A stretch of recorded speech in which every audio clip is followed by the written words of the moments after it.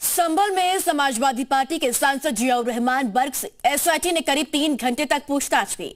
मामला संभल में पिछले 24 नवंबर की हिंसा से जुड़ा हुआ है। जांच टीम ने बर्ग को पूछताछ के लिए नोटिस दिया हुआ था और पूछताछ के बाद बर्ग ने कहा कि वो जांच में सहयोग करते रहेंगे, लेकिन इस केस में अभी कई गंभीर सवालों का जवाब मिलना बाकी है।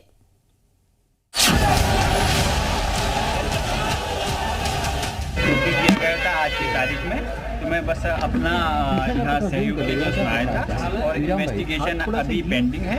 उन्होंने जो सवाल मुझसे किए हैं उसका मैंने उत्तर उनको दे दिया। 1, 2, 3, 4 गिनते जाइए।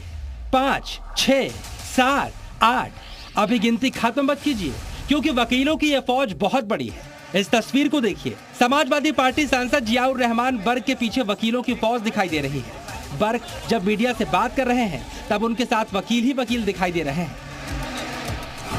जानते हैं जियाउर रहमान बर्ग पुलिस पूछताछ के लिए थाने पहुंचे तो कितने वकील लेकर गए थे? कुल 24 वकील लेकर गए थे। जी हाँ, 24 वकील। मतलब एक जिला कोर्ट या उससे ऊपर की अदालत में केस की सुनवाई के वक्त जितने वकील मौजूद नहीं होते, उससे कहीं ज्यादा वकीलों को लेकर बर्ग पुलिस थाने गए थे। पुलिस पूछताछ में इतने वकीलों को लेकर जाने का क्या मतलब है? क्या संभल दंगों के मामले में एसपी सांसद बर्ग को योगी का डर है? क्या दंगों में बर्ग की गर्दन फंस रही है, इसलिए उन्होंने पहले से ही वकीलों की टीम खड़ी की है? जा रहे हैं।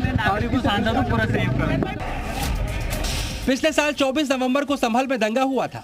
इस मामले में जामा मस्जिद के सदर जफर अली को पूछताछ के बाद पहले ही गिरफ्तार किया जा चुका है। अब सांसद बर्ग पर भी दंगा भड़काने के आरोप में शिकंजा कसता जा रहा है। इसी केस के सिलसिले में एसआईटी ने बर्ग को पूछताछ के लिए बुलाया था। पहली बार बर्ग से इस केस में पूछताछ की गई है। करीब 3 घंटे यानी करीब 180 मिनट तक एसआईटी ने बर्ग से सवाल जवाब किए हैं। सपा सांसद से पूछताछ शुरू हो चुकी है। लगभग 11:15 बजे सांसद यहाँ पहुंचे थे और लगभग उनसे 3 घंटे से अधिक पूछताछ की गई थी। आप देखेंगे सपा सांसद जो हैं अब यहाँ से निकल रहे हैं। आप देखिएगा, हाँ आप देखिएगा, सपा सांसद यहाँ से जा रहे हैं। दंगों के केस में बर्ग से जो सवाल किए गए, सूत्रों के हवाले से उसकी एक लिस्ट जी मीडिया के हाथ में लगी है, जिसके तहत बर्ग का आज एसआईटी के सवालों से सामना हुआ। एसआईटी के अधिकारियों ने बर्ग से पूछा, विवादित ढांचे पर आदेश के वक्त आप कहां थे? 24 नवंबर को सुबह 6 से 10 बजे के बीच फोन पर किससे बात हुई?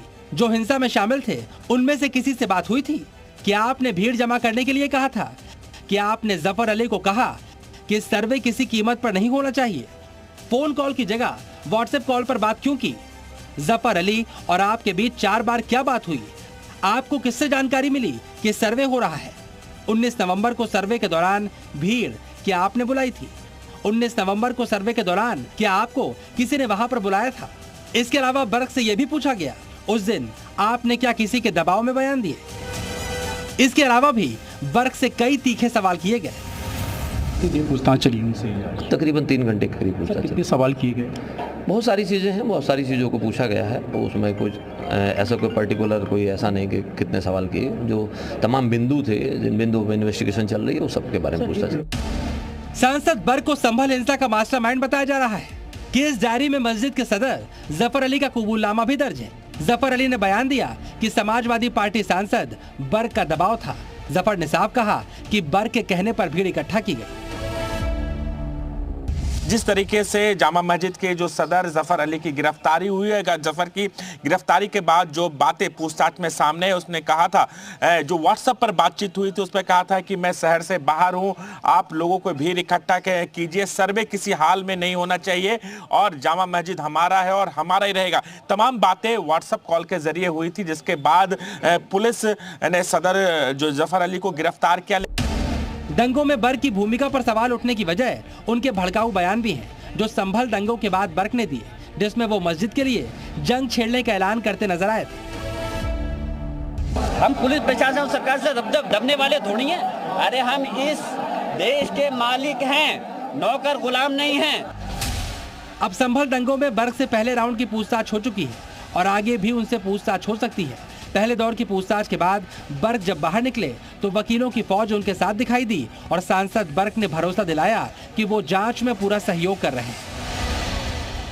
दिया गया था आज की तारीख में, तो मैं बस अपना यहाँ सहयोग देकर उसमें आया था और इन्वेस्टिगेशन अभी पेंडिंग है।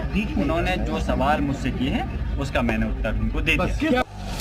पिछले साल 24 नवंबर को संभल में भड़की हिंसा के मामले में सांसद बर्क की हिंसा में क्या भूमिका थी, इसके खुलासे का एक चैप्टर तो जफर अली के कबूलनामे ने कर दिया है। लेकिन क्या बर्क इतने तक ही सीमित थे या पर्दे के पीछे कुछ और चेहरे हैं जिनका बेनकाब होना बाकी है, जिसका पता लगाने में एसआईटी जुटी है और इसी सिलसिले में बर्क को पूछताछ के लिए बुलाया था। जांच में जो तमाम तथ्य अब तक सामने आए उन तथ्यों के आधार पर कई सवाल जवाब किए गए, जिसका जवाब भी उन्होंने दिया। लेकिन जरूरत पड़ी तो आने वाले दिनों में भी जियाउर रहमान से पूछताछ हो सकती है। राजू राज।